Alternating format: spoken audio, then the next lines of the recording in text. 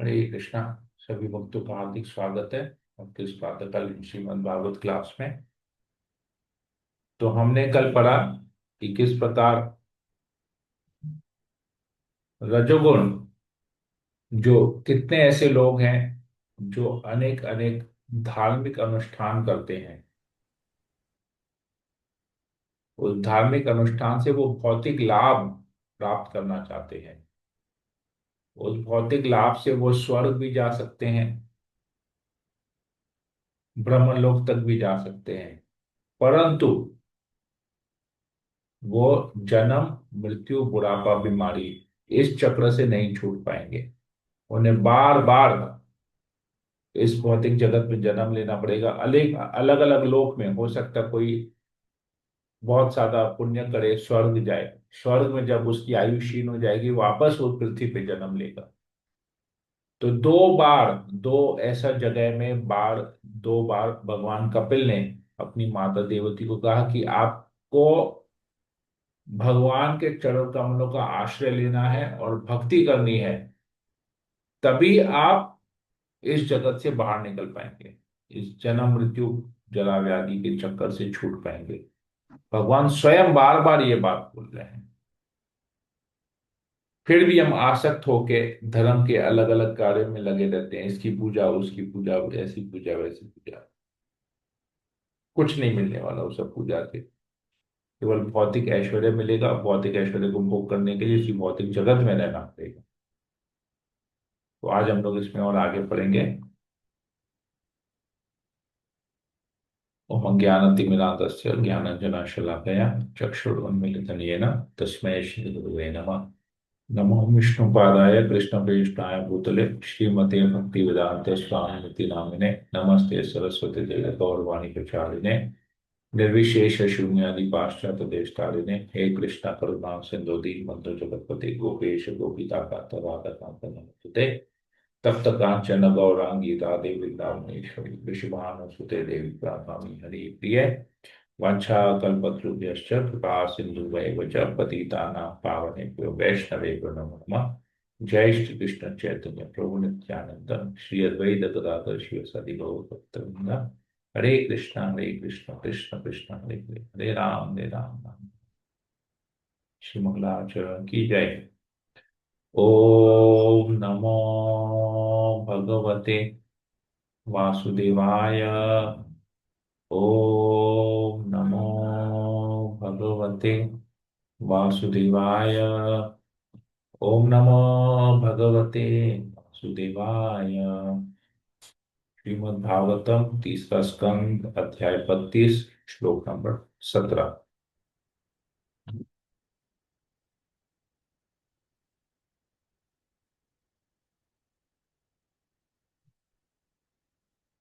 तो कहते हैं कि जो रजोगुणी लोग, जो ऐसे लोग हैं जो अलग अलग इस संसार के प्रति जिनको आसक्ति रहती है, वो लोग क्या करते हैं? रजोगुण से प्रेरित होकर चिंताओं से व्याप्त रहते हैं। इंद्रियों को वश में न करके कर सकने के कारण सदैव इंद्र तृप्ति की कामना करते हैं। पितरों को पूजते हैं। अपने परिवार, सामाजिक या राष्ट्रीय जीवन की आर्थिक स्थिति सुधारने में रात दिन लगे रहते हैं। तो स्टेटस सिंबल, अपने स्टेटस को, ये हमने पढ़ा कि किस प्रकार लोग अपने स्टेटस को मेंटेन करने के लिए इस भौतिक जगत में लगे रहते हैं। लिविंग स्टैंडर्ड ठीक करने के लिए, समाज में स्टेटस बनाने के लिए, सोशल स्टेटस अच्छा होना चाहिए, इसके लिए लोग बहुत प्रयास करते हैं।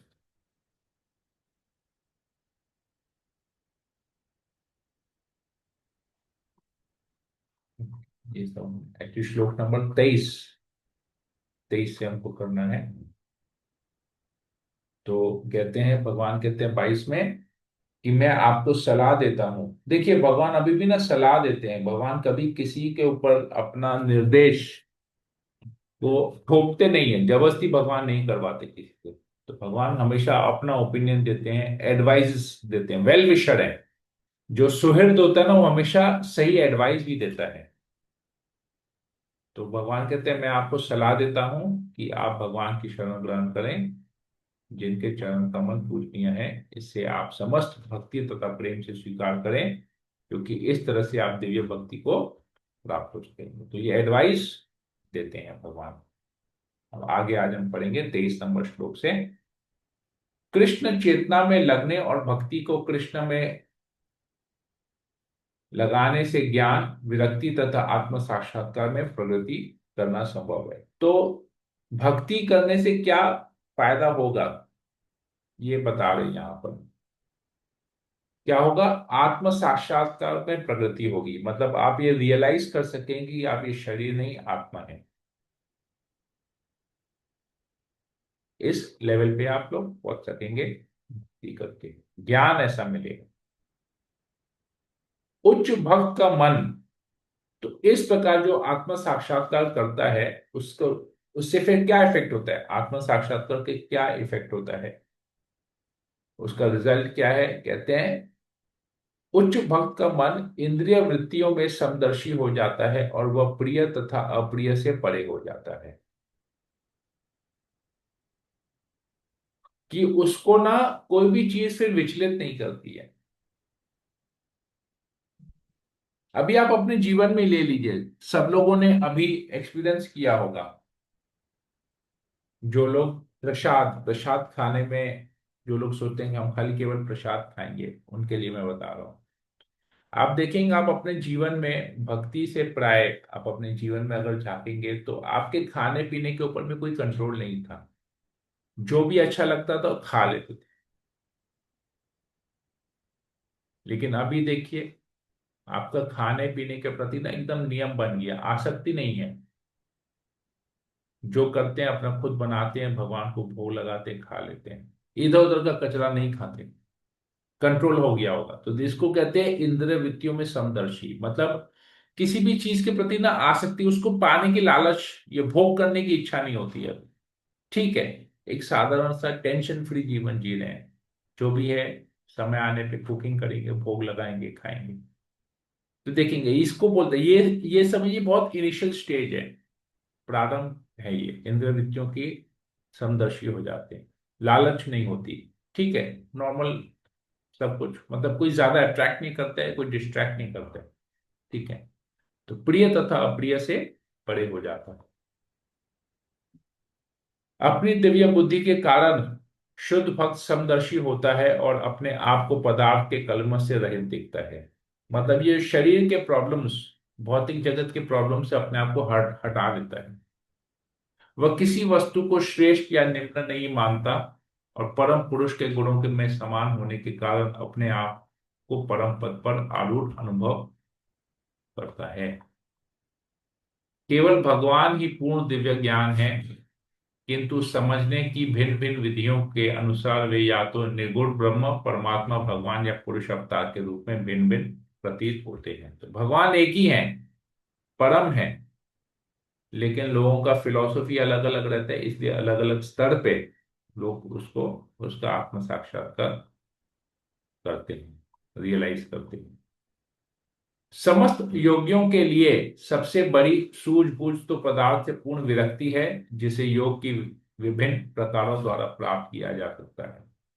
तो योग का जो लक्ष्य है, जो फर्स्ट स्टेप है, योग, जो भी योगा अभ्यास करते हैं, जिस किसी भी प्रकार का भी योगा अभ्यास करते हैं, चाहे वो कर्म योग हो, चाहे ज्ञान योग हो, चाहे ध्यान योग हो, चाहे भक्ति योग हो, उसमें सबसे बड़ा सूझबूझ, मतलब सबसे पहला बात या मोस्ट इंपॉर्टेंट बात, हमको ये रियलाइज करना है, ये समझना है कि हमको भौतिक चीजों के प्रति अट्रैक्ट नहीं होना है। सब कुछ इस भौतिक जगत में जो भी चीज है वो टेम्पररी है। तो उसके लिए हमको अट्रैक्ट, उससे आसक्त नहीं होना है, उससे विरक्ति उत्पन्न। ठीक है, तो ये कोई भी योग, चाहे हठ योग हो, कुछ भी हो, मेडिटेशन हो, कुछ भी हो, यही अल्टीमेट लक्ष्य है योग का, भौतिक चीजों से डिटैचमेंट होना। जो अध्यात्म से परामुख है, वे परम सत्य परमेश्वर को कल्पित इंद्रिय प्रतीत द्वारा कल्पित इंद्रिय प्रतीति द्वारा अनुभव करते हैं। अतः भ्रांतिवश उन्हें प्रत्येक वस्तु सापेक्ष प्रतीत होती है।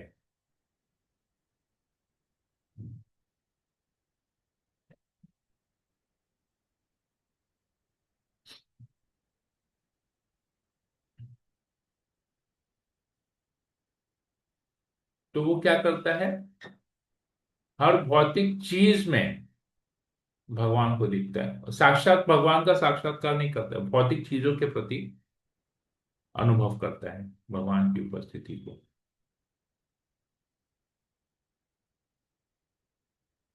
मैंने महत तत्व या समग्र शक्ति को से अहंकार, तीनों गुण, पांचों तत्व, व्यष्टि, चेतना, 11 इंद्रियां तथा शरीर उत्पन्न किए हैं। इसी प्रकार मुझ भगवान से ही सारा ब्रह्मांड प्रकट हुआ है। तो सृष्टि कैसे होती है यहाँ पर भगवान बहुत संक्षेप में बता रहे हैं। तो मैंने ही सब कुछ किया है, तो सब कुछ मेरी ही वजह से यहाँ पर आप देख पा रहे हैं। यह पूर्ण ज्ञान उस व्यक्ति को प्राप्त होता है जो पहले से ही श्रद्धा, तन्मयता तथा पूर्ण विरक्ति सहित भक्ति में लगा रहता है और भगवान के विचार में निरंतर निमग्न रहता है। वह भौतिक संगति से निर्लिप्त दूर रहता है। तो जो व्यक्ति इस ज्ञान में पूर्ण होता है कि सब कुछ के सृष्टा भगवान है, वो पूर्ण रूप से, पूरी श्रद्धा से, पूरे भक्ति से, पूरी श्रद्धा से भगवान का भजन करता है, भक्ति करता है और हमेशा भगवान का चिंतन करते रहता है। वो फिर क्या करता है, भौतिक संगति को अवॉइड करता है। तो हम भी, अगर हमको अपना अगर टेस्ट करना है कि हम भक्ति में कितने उन्नत हो रहे हैं, हम प्रोग्रेस कर रहे हैं कि नहीं भक्ति में, तो हम इसी से टेस्ट कर सकते हैं कि हमको भौतिक संगति से, भौतिक लोगों का संग से हम कितना दूर जा रहे हैं। हम जितना उनको अवॉइड करते हैं, उससे पता चलेगा कि हम भक्ति में कितना आगे बढ़ रहे हैं।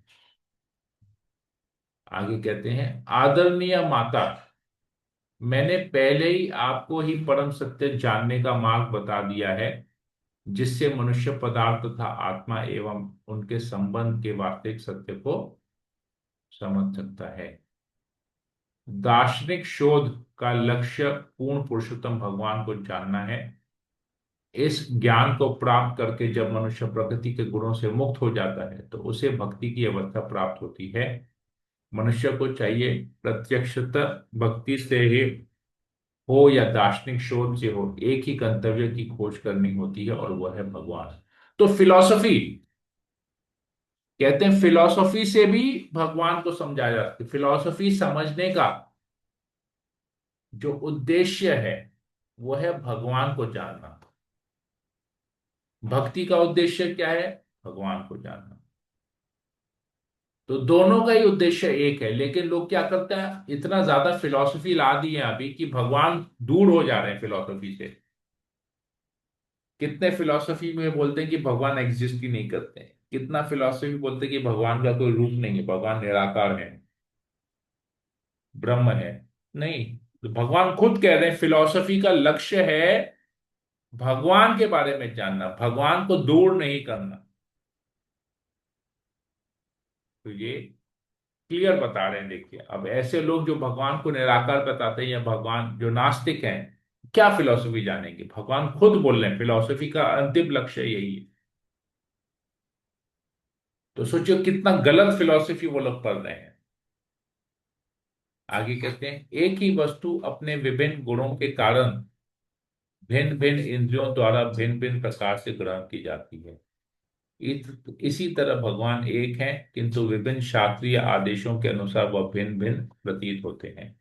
तो बहुत अच्छा एग्जाम्पल भगवान यहाँ पर स्वयं बता रहे हैं। कह रहे हैं जैसे एक पर्टिकुलर वस्तु है, उसको अलग अलग लोग अलग अलग तरीके से देखते हैं, अलग अलग तरीके से समझते हैं, अलग अलग तरीके से भोग करते हैं। इसी प्रकार अलग अलग शास्त्र को जो लोग फॉलो करते हैं वो भगवान का अलग अलग तरीके से भगवान को देखते हैं। जैसे बहुत अभी जैसे बहुत तर्क चलता है। किस तर्क चलता है? जैसे हम लोग कभी प्रचार करने जाते हैं, कोई क्लास करते हैं, तो हम कहते हैं कृष्ण भगवान है। जो शिव के भक्त है वो बोलते हैं नहीं, शिव पुराण के अनुसार शिव भगवान है। आप कहते हैं कृष्ण भगवान है, कैसे हो सकता है? तो अलग अलग शास्त्रीय आदेश मिलते हैं, तो अलग अलग लेवल पे भगवान को अलग अलग समझते हैं। वो कहते हैं कि रामचंद्र ने तो शिव की पूजा की है, कृष्ण भी शिव की पूजा करते हैं, तो शिव भगवान हुए। कैसे रामचंद्र भगवान हुए, कैसे कृष्ण भगवान हुए? शिव पुराण के अनुसार शिव भगवान है। तो ये बहुत सारे तर्क आते, तो अलग अलग शास्त्र से अलग अलग लोग कितने बोलते हैं अरे भगवान तो विष्णु है, कृष्ण तो उनके अवतार हैं, राम उनके अवतार है, परम पुरुष केवल विष्णु है, वही भगवान है, बाकी सब उसके उसके अवतार हैं। तो बहुत जगह बहुत कुछ फिलोसफी चलते रहता है। तो सकाम कर्म तथा यज्ञ संपन्न करके, दान देकर, तपस्या करके, विविध शास्त्रों के अध्ययन से, ज्ञान योग से, मन के निग्रह से, इंद्रियों के दमन से, संन्यास ग्रहण करके तथा अपने आश्रम के कर्तव्यों का निर्वाह करके, योग की विभिन्न विधियों को संपन्न करके, भक्ति करके तथा आसक्ति और विरक्ति के लक्षणों से युक्त भक्ति योग को प्रकट करके, आत्म साक्षात्कार के विज्ञान को जान करके तथा प्रबल वैराग्य भाव जागृत करके, आत्म साक्षात की विभिन्न विधियों को समझने में अत्यंत पटु व्यक्ति उस रूप में भगवान का साक्षात्कार करता है जैसा कि वे भौतिक जगत में तथा अध्यात्म में निरूपित किए जाते हैं। तो ये सब बहुत कुछ बताते हैं भक्ति योग। तो अगर आप इसमें, अगर आप इतना सारा पॉइंट्स है यहाँ पर, तो आप देखेंगे जब आप भक्ति करते हैं ना, या जब हम भक्ति करते हैं तो हमारे भक्ति कार्य में यज्ञ ऑलरेडी संपन्न होता है। क्यों हम हरिनाम जप करते हैं? कलयुग में सबसे बड़ा यज्ञ है संकीर्तन यज्ञ, तो हम लोग संकीर्तन करते हैं, तो वो हमारा यज्ञ हो गया। हम दान देते हैं, गीता भागवत स्पॉन्सर करते हैं, फेस्टिवल में दान देते हैं, तो वो दान हो गया। सब देखिए भक्ति योग करेंगे, कृष्ण भक्ति करेंगे, सब कुछ इसमें इंक्लूड हो जाएगा। तपस्या करते हैं, क्या तपस्या करते हैं? कि बगैर भोग लगाए भगवान को नहीं, भगवान को बगैर भोग लगाए हम नहीं, खाना नहीं खाएंगे, हम केवल प्रसाद लेंगे, हम एकादशी व्रत करेंगे, हम चाय टॉफी नहीं पिएंगे, किसी तरह का नशा नहीं करेंगे, ये हमारी तपस्या हो गई। हम ज्ञान योग, हम विविध शास्त्रों के अध्ययन करेंगे, गीता भागवत का अध्ययन करते हैं। ज्ञान योग, ज्ञान योग मतलब क्या सही है क्या गलत है उसको पढ़ते हैं। मन के निग्रह से, मन को केवल भगवान, गीता तो मन को भटकने नहीं देते। इंद्रियों के दमन से, इंद्रिय तृप्ति में अपने आप को नहीं लगाते। संन्यास ग्रहण करते हैं, संन्यास ग्रहण करने का मतलब क्या है?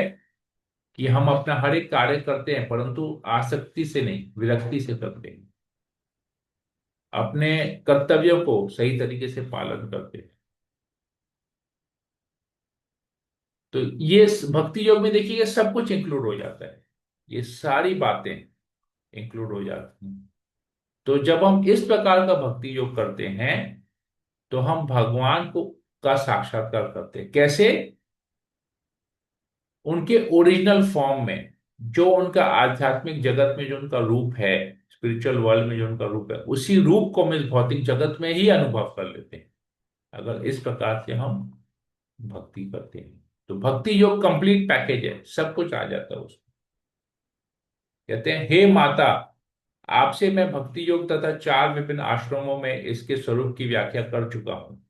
मैं आपको यह भी बता चुका हूं कि शाश्वत काल की तरह जीवों का पीछा कर रहा है, यद्यपि यह उनसे अदृश्य रहता है। तो काल कैसे हमारे आयु खत्म कर रहा है हम लोग समझ नहीं पा रहे हैं, लेकिन फैक्ट है। अज्ञान में किए गए कर्म अथवा अपनी वास्तविक पहचान की विस्मृति के अनुसार जीवात्मा के लिए अनेक प्रकार के भौतिक अस्तित्व होते हैं। हे माता, यदि कोई इस विस्मृति में प्रविष्ट होता है तो वह यह नहीं समझ पाता कि उसकी गतियों का अंत कहाँ होगा। तो अज्ञान में रहेंगे, अगर ये शास्त्रों का ज्ञान हम नहीं लेंगे, केवल भौतिक जगत का ज्ञान लेंगे, तो ये हमारे लिए हानिकारक है। हम समझ ही नहीं पाएंगे क्यों क्यों हम सफर कर रहे हैं, क्यों हमारे जीवन में इतनी तकलीफें आ रही हैं, क्यों हम बार बार जन्म ले रहे हैं, मर रहे हैं, प्रॉब्लम्स आ रहे हैं, क्यों? क्योंकि वास्तविक पहचान नहीं है, ज्ञान नहीं है, अपने आप को अभी भी शरीर मान रहे हैं और शरीर के लिए सब कार्य कर रहे हैं, जबकि शरीर नश्वर है, खत्म हो जाएगा शरीर। तो भगवान कपिल ने आगे कहा, यह उपदेश उन लोगों के लिए नहीं है जो ईर्ष्यालु हैं, अविनीत हैं या दुराचारी हैं। न ही यह उपदेश दम्भियों या उन व्यक्तियों के लिए है जिन्हें अपनी भौतिक संपदा पर गर्व है। तो जो अहंकारी पुरुष है, जो अपने आप को बहुत बड़ा चढ़ा मानता है, उनके लिए ये ज्ञान नहीं है। ये ज्ञान उनके लिए जो विनम्र है, जो भक्ति करना चाहते हैं, जो जीवन के रहस्य को जानना चाहते हैं, जीवन के लक्ष्य को जानना चाहते हैं, उनके लिए ये ज्ञान है। तो यह उपदेश न तो उन लोगों को दिया जाए जो अत्यंत लालची हैं और गृहस्थ जीवन के प्रति अत्यधिक आसक्त हैं, न ही अभक्तों और भक्तों एवं भगवान के भक्तों तथा भगवान के प्रति ईर्ष्या रखने वालों को दिया जाए। तो कोई भी अगर भक्त से भी ईर्ष्या करता है, उसको भी ये ज्ञान नहीं देना चाहिए, क्यों? समझ नहीं पाएगा, बोलेगा तुम बेवकूफ हो, क्या बता रहे हो, सब बेकार की बातें। तो ऐसे श्रद्धालु भक्त को उपदेश दिया जाए जो गुरु के प्रति समान पूर्ण द्वेष न करने वाला, समस्त जीवों के प्रति मैत्री भाव रखने वाला हो तथा श्रद्धा और निष्ठा पूर्वक सेवा करने के लिए उत्सुक हो। तो ये ज्ञान किसके लिए है? जिसने जो इसने गुरु का आश्रय लिया है, जो गुरु के आदेशों अनुसार अपना जीवन व्यतीत कर रहा है, भक्ति कर रहा है गुरु के आदेश के द्वारा, वो समस्त जीवों के प्रति संभाव मित्रता बनाए रखता है, श्रद्धा से भगवान की, निष्ठा से भगवान की सेवा करता है, गुरु की आज्ञा का पालन करता है। ऐसे लोगों को ये ज्ञान हमको देना चाहिए। तो गुरु द्वारा यह उपदेश ऐसे व्यक्तियों को दिया जाए जो भगवान को अन्य किसी भी वस्तु से अधिक प्रिय मानते हैं, जो किसी के प्रति द्वेष नहीं रखते, जो शुद्ध चित्त हैं और जिन्होंने कृष्ण चेतना की परिधि के बाहर विराग उत्पन्न कर लिया है। जो कोई श्रद्धा तथा भक्ति पूर्वक एक बार मेरा ध्यान करता है, मेरे विषय में सुनता तथा कीर्तन करता है, वह निश्चित ही भगवान के धाम को वापस जाता है। हरि बोल। इस प्रकार श्रीमद् भागवत के तृतीय स्कंद के अंतर्गत करम बंधन नामक 32वें अध्याय के भक्ति वेदांत तात्पर्य पूर्ण होने। तो आप सभी भक्त जो भी श्रद्धा पूर्वक बड़े ध्यान से भगवान कपिल के इन शिक्षाओं को सुने हैं, तो भगवान क्या कह रहे हैं, वो निश्चय ही भगवान के धाम को वापस जाता है। तो आप लोग सब लोग भगवान के धाम जाएंगे, तो इससे बड़ा खुशी का बात क्या हो सकता है। तो सभी लोग अपने सब लोगों के लिए एक बार हरि बोल बोलेंगे। हरि बोल। हरि बोल बोल। हरि बोल हरि बोल हरि हरि बोल हरि बोल बोल हरि तो आपका बोल। सबका हरि भगवत धाम का बोल टिकट कंफर्म हो गया। हरे कृष्णा। ओके, कोई प्रश्न हो किसी को, पूछ सकते हैं, कुछ बोलना हरे हो पूछ कृष्णा। सकते हैं। नो प्रभु। Hare Krishna. Thank you. Hare Krishna. Hare Krishna. Very clear. Yes, thank you. Vinita Sapnani माता जी। हाँ, हरे कृष्ण प्रभु, सादर प्रणाम। जैसे कि बोले कि ये ज्ञान खाली उनके लिए है जो आश्रय ले चुके हैं। मतलब हिसाब से करना पड़ता है कि किसको कैसे बोलना है, क्योंकि प्रचार में निकलते हैं तो पता नहीं चलता है कि किसको क्या बोलना है। जैसे आखिर प्रचार भी तो करना होता है, जैसे गीता ही बांटने निकलो तो कुछ भी तो बताना पड़ता है ना, कि क्या है हाँ कैसे है। हाँ तो मतलब उनको जो ये सब ज्ञान है वो नहीं देना पड़ता है, मतलब स्टार्टिंग का कुछ हाँ अलग बताना पड़ता है, कुछ हाँ। ऐसे ही प्रभु। मेलेडी खाओ खुद जान जाओ, हम तो यही बोलते हैं। हम तो बोलते हैं, गीता में तो बहुत कुछ लिखा है, पढ़ो समझो, नहीं समझ में आया तो हमको बोलना। हम तो यही बोलते अच्छा, हैं। तो इसमें ही सिंपल। बोल रहे हैं। मेलेडी खाओ खुद जान जाओ। मेलेडी इतनी नहीं नहीं, चॉकलेटी क्यों बहुत है? बहुत बहुत मतलब सवाल जवाब होता है प्रभु कि भगवान ज्यादा से कौन ज्यादा है तो क्या है। जो ज्यादा प्रश्न करता है ना, बोलते ये गीता पढ़ लीजिए, इसमें सारे प्रश्नों का उत्तर है। नहीं समझ में आया तब फिर मेरे को बताइएगा, मैं समझाऊंगा। हम बहुत सिंपल करते हैं इसको, बहुत सिंपल। मैं बोलूंगी नहीं समझ में आएगा, प्रभु का नंबर दे दूंगी। आपने कुछ। हाँ, मेरा नंबर दे दीजिएगा, हम समझा देंगे सबको, क्लास में ठीक है। बुला लीजिएगा, जोड़ दीजिएगा, होगी ओके सबको। सर, हरे कृष्ण। हरे कृष्ण। और किसी को कुछ पूछना है, कुछ बोलना है? अंजू मित्तल माता जी। नहीं प्रभु जी, नहीं प्रभु जी, क्लियर है प्रभु जी। Thank you. सोनल माता हरे जी। कृष्णा प्रभु जी, दंडवत प्रणाम। यस, आशा प्रभु जी, माता जी जब हम बोलिए। ये पढ़ रहे थे चैप्टर, तो मतलब कि ये वाला मतलब कि जो चीजें हैं ना, दिमाग से पूरा निकल गया था मेरे कि क्या हाँ, पढ़ रहे हैं। लेकिन अभी आपने जो इतनी क्लियरिटी से मतलब कि समझा दिया ना, तो ऐसा लग रहा है कि हाँ, कितना बड़ा पार्ट था जो हम लोग मतलब कि मैं पढ़ रही थी तो पीछे छूट गया था, तो अब समझ में आया जाके। तो राइट। कितना मतलब कि क्लियर भगवान ने बोला है और हम लोगों को समझाया है। तो बहुत ही शानदार मतलब की चैप्टर है। लेकिन ये है कि जो सांख्य योग है, वो समझाने से मतलब कि गुरु के समझाने से ही समझ में आता है, शिक्षा गुरु के राइट। समझाने से ही समझ में आता है, नहीं तो नहीं आता। राइट। राइट। हरे कृष्णा प्रभु जी, आपने इतना मतलब कि टाइम दे के हम लोग को ये इतना बड़ा क्लियर किया है ये चीजें। हरे कृष्णा। प्रभु माता जी की बातों से मैं बिल्कुल सहमत हूँ। पहले खाली सांख्य योग सुनने से, ये शब्द सुनने से लगता है कितना भारी भरकम है, पता नहीं क्या है, कैसे पढ़ेंगे, पर बहुत क्लियर हो गया प्रभु। सब पता, मतलब सच में डिटेल स्टडी था, अभी और भी पढ़ना बाकी है, ऐसा नहीं है, पर बहुत कुछ पता चल गया। Thank you. राइट, समझ में आ गया। सोनल माता जी। यस माता हरे जी। कृष्णा प्रभु जी, धन्यवाद प्रणाम। हरे। प्रभु यस। जी, हमारा भौतिक चीजों के प्रति आसक्ति इतना ज्यादा स्ट्रांग है कि वो, मतलब सुन के भी प्रभु जी एक बार के लिए ठीक है, लेकिन वो जब थोड़ा टाइम निकल जाता है तो वही नॉर्मल, वही अट्रैक्ट होना चीजों की तरफ। तो प्रभु जी, आप एवरी डे अगर ये बात बोलोगे ना, तब थोड़ा शायद कंट्रोल होना स्टार्ट हो जाए। अदरवाइज इतना स्ट्रांग है प्रभु जी ये सब चीजों के प्रति अट्रैक्ट होना। देखिए, बहुत इसको बहुत इजी है। जो अट्रैक्शन है ना, उसको खत्म करना बहुत इजी है। मतलब मैं तो एक ही चीज रियलाइज किया। मैं इसको कैसे रियलाइज किया, मैं अपना पर्सनल रियलाइजेशन बताता हूँ। बाकी सब लोगों का अलग अलग लेवल पे होगा। मैं जब भक्ति शास्त्री कर रहा था, भगवत गीता जब पढ़ रहा था, तो भगवत गीता में भगवान बताते हैं कि जो व्यक्ति अपने इंद्रियों के लिए भोग करता है, इंद्रिय भोग करता है, वो पाप कर्म करता है। और जो व्यक्ति मुझे अपने कर्मों को समर्पित करता है, वो सारे कर्मों से, पाप या पुण्य, सभी तरह से वो मुक्त हो जाता है। तो हमने इसी को अपने जीवन का लक्ष्य बना दिया। तो उसके बाद मैं अगर देखता भी था ना कि भाई कुछ का, अब जैसे फैमिली के साथ है, अब वो लोग तो उतना नहीं पढ़े थे, मैं जितना कर रहा था, बहुत डिफरेंस था। तो लोग खड़े रह के पुचका खा रहे हैं, मेरे को बोल रहे हैं पुचका खाओ। मैं बोला नहीं, मेरे को नहीं चलेगी, क्योंकि मैं देख लिया ये पुचके में ना पाप है। अभी पुचका मैं खाऊंगा ना, एक पुचका खाने खाने के बाद ना, एक पुचका खाने की वजह से मुझे दोबारा जन्म लेना पड़ेगा। तो मैं पुचका छोड़ दिया। मतलब ऐसे करके एक एक चीज, मैं ना बहुत सारी चीजों को ना फटाफट त्याग दिया। कि मैं ये सोचता था ये ना मेरे दुख का कारण है।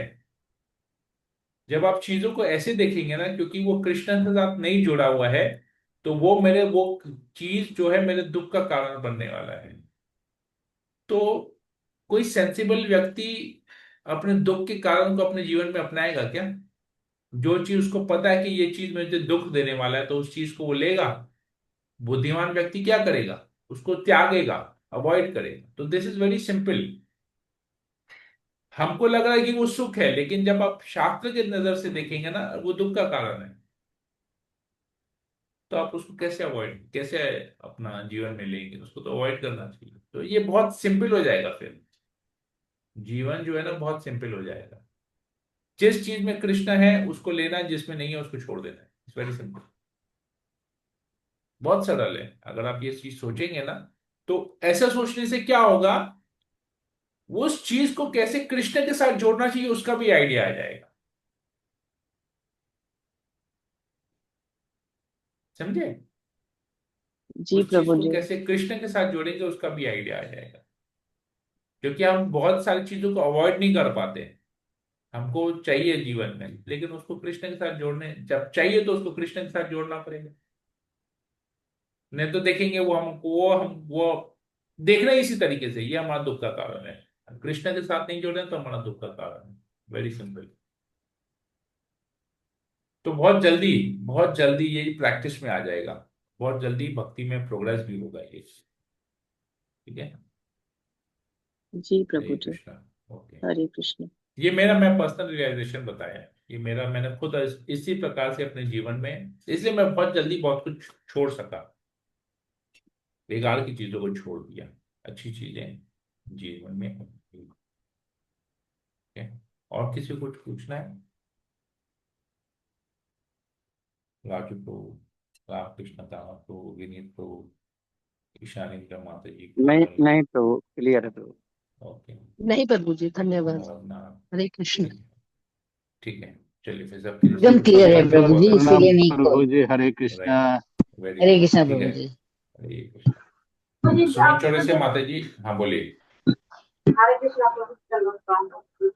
प्रभु जी, अब तो ऐसा लगता है कि बाजार में हम लोग जाते हैं तो उधर नजर ही नहीं जाता है, मतलब हमको खाना है चाहे वो लेना है, ऐसा लगता है कि हम लोगों को ये नहीं है, जो घर में बनेगा बस खाएंगे, और चाहे वैसा कोई चीज लेकर जाएंगे भगवान को भोग लगा के तब खाएंगे। ऐसे मन में जैसे वो भाव आ गया है, वो संतोष आ गया है कि उधर अब मन ही नहीं जाता है, ऐसा लगता है। बहुत सरल है, और इससे ना बहुत सरल है। अपने अपने सोच को एक एक एकाग्र कर लेंगे ना, सोच को एक निष्ठ कर लेंगे, बहुत सरल हो जाएगा भक्ति करना। अब जैसे गंगो फर्क नहीं पड़ता, पता नहीं चलता, अब मन में जैसे आ जाता राइट। बढ़िया है। ठीक है। हरे कृष्णा। तो अच्छी बात है, सब लोग भक्ति में आगे प्रगति कर रहे हैं धीरे धीरे, बहुत अच्छी बात है। ठीक है। हरे कृष्णा। तो सेशन को यहीं एंड करते हैं। हरे कृष्णा कृष्ण कृष्ण हरे हरे, हरे राम राम राम हरे हरे। हरे वंशा राम हरे राम राम कल्पतरुभ्यश्च राम कृपा हरे हरे। सिन्धुभ्यश्च पतितानां पूर्वश्च पावनेभ्यो कृपा सिंधु वैष्णवेभ्यो नमो नमः। वैष्णव समेत भक्तवृंद की जय, श्रील वैष्णवे नमो प्रभुपाद की नमः। जय, ग्रंथ श्रीमद् भागवतम की जय। हरे कृष्णा।